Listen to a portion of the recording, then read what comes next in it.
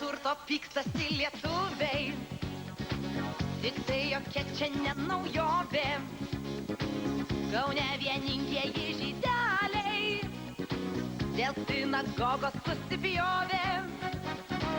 Kai vyksta turtinės dalybos, lietuvis, žydas tu ar lenkas, taip genuose gal užkoduota, į savo pusę krypsta rankos. Tegu sau pyksta, sutaikyti jų neketinu, į sinagogas niekad neinu.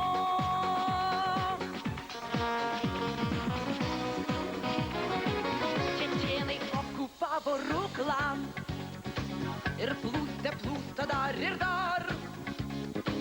Jau ir bendrabutį ar smukliais išgirs gali Allah Akbar. Nors Lietuvoje nekovoja, tačiau jos spėjo nusibost. Gal greit Kaune ar Jonavoje išvysim tęsinį Nord-Ost. Žmonos ryšiai